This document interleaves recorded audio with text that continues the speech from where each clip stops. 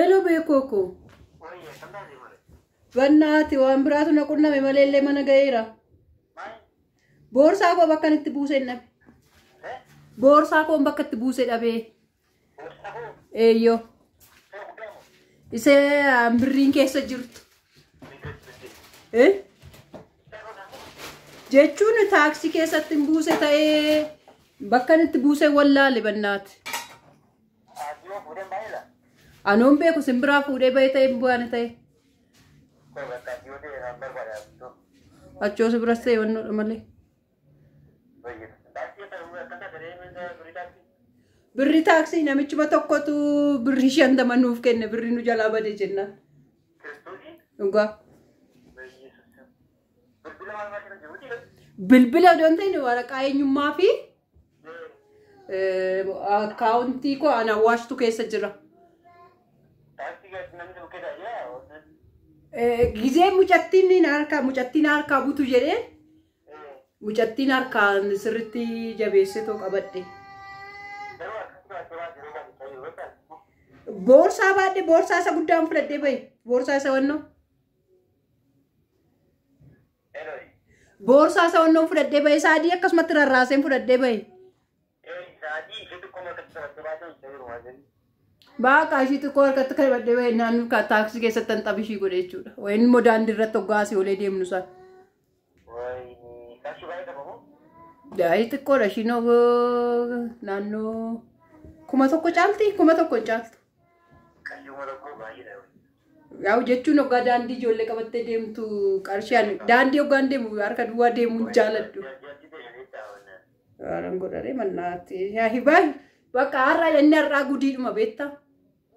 Inni har'aa jalqabumaa kaasee gudiidhuma inni guyyaa sitti immoo jalqabeen ukkoo odoo sitti ni minafe. Isa keessattuu isa makiinaa akkoo dhufee maal godhe seete. Filuwaa beektaa safara keenya. Filuwaa gaafan ga'u filuwaa biratti zigzaagii rukutee sinootirraakii jala galee sinootirraakiin sun ciicca hoggaa inni jedhu. Yesus Kiristoos bakkan seenuu wallaalee dhugaa rabbi. Bakka mucattiin immoo ol jettee gadu taaltee bakkuma seentu wallaalte doonii akkam taatee. Jechuudhaan ishii immoo akka waan handuu oolchuun irra gadi ciise.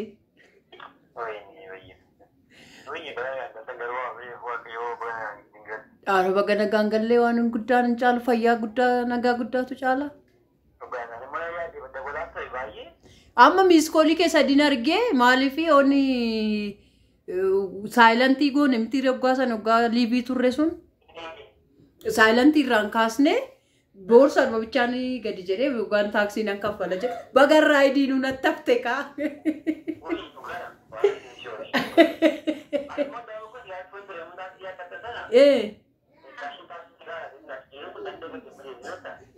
Ay jechuu qarshii animaa hoggaan manaa bahu garuu qarshii odoon hin qabatiin hin bahu.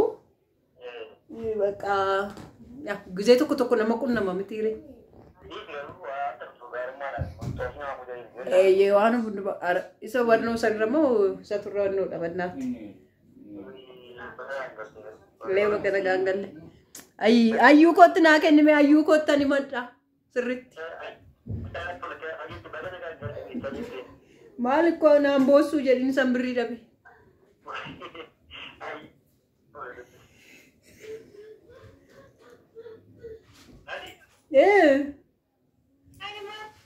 Maal birrii hoggaanii dhabu ayyii jettee naan boossuu. Bakka xoosii koo fudhatee to'aa deemu miti. Hin boossi moo mucattiin? Ay taaksii keessa natti fakkaatu hoggaa mucattii wannoo jedhu boorsaa keessa harkattan baadhee bahee beektaa. Laakki boorsaa ishee harkaan baadha bara ishii gurraatti xiqqoo. Achi maastikaa jettu maalaa jettu gaafa suuqitti gortu ol qabeera lakkaa immoo gaafa ol fuudhee qabu maastikaa immoo lakkaa harkaayyuu qabdi saanti bas waan bitatte.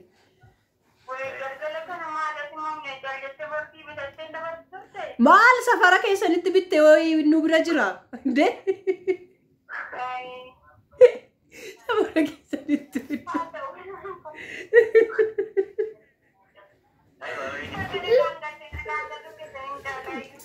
Hunde yoo ancaalus nagaan galuu koomiti.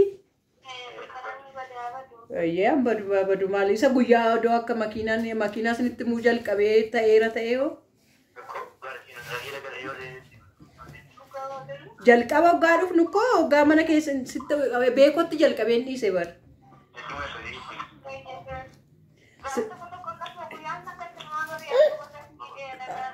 Araba Yesus Kristos nagaadhaan galuu kooyyuu gooftaa koo galateeffannee jilbeeffannee isaan booda bakka isa mana gaafa gallu isaanii amaayyuu nutti fakkaanne keella. Eeyyee kanaafuu rakkina hin qabu. Akkas isiniin jenna akka.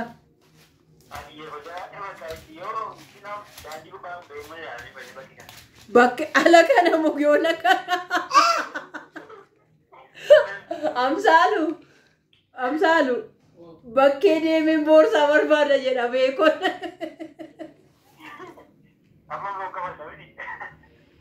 Ani naarre maafanaadha jechuun maallaqni dhufti sin baddisu waan ta'eef.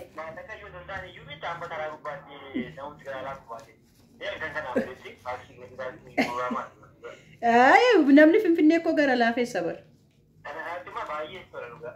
Namni Finfinnee gara laafessa sanummoo dibooraa koo baadhee deemee akkamitti gara naa laafuu didotteeti. Baasiin immoo takkaadhumaan safaruma keenyatti kachi nu goote hin dhaabanne waan ani ishii qabadheef.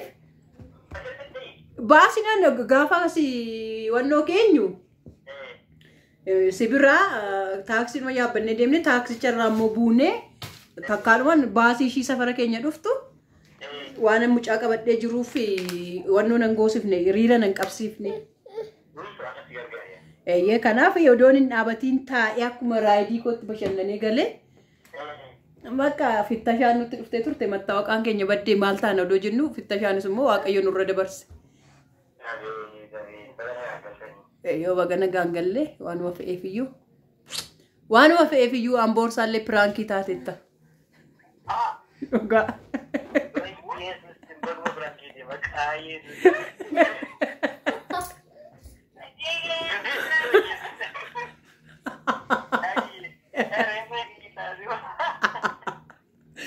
Pranki ajaa'ibaan argadhe dhugaa rabbi an boorsaa an makiinaa dhugaadha.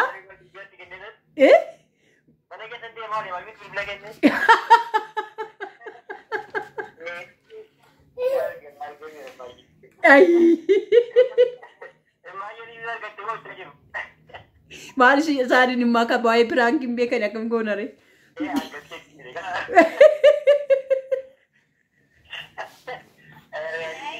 Aganyoo ka anan argadhe ijoollee dhugaa rabbi inuman argadhe.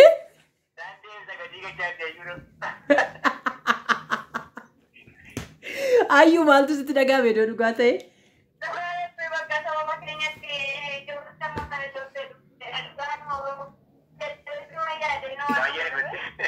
Wayyoo bareedduu koo.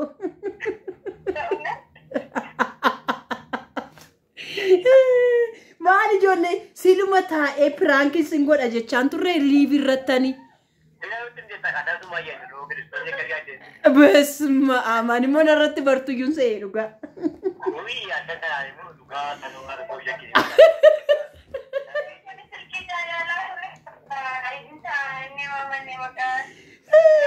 Piraankii silas akkasumatti hojjetama mitiiree maarree namatti manii odoon ta'in kun piraankii ajaa'ibaan argadhe beekii dhugaa. Ay piraankiidha garuu an boorsaa an makiinaa piraankii miti malee an boorsaa piraankiidha. Dhugaa rabbii dhugaa bakka kanaaf piraankiidha sinittan sobee argadheera yeroo hunda sintu piraankii nama hojjeta nus piraankii sinin hojjennu. Guyyaa akkoo mucaa keessi jalaatuufan ture ayyuun gatii araasii taatee fi lafa martee lafa na jalaa dhoofti jedhee malee suutee mucaa sin jalaa fudhachuufan ture. Ye kana fi gafa shin jabatte danno sinin olunis.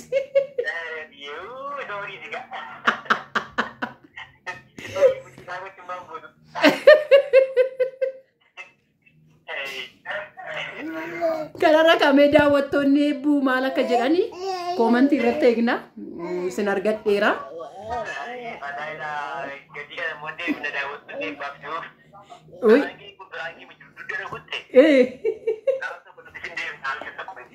Isti kamee nagarra abbaasaa jechuudha gaafa si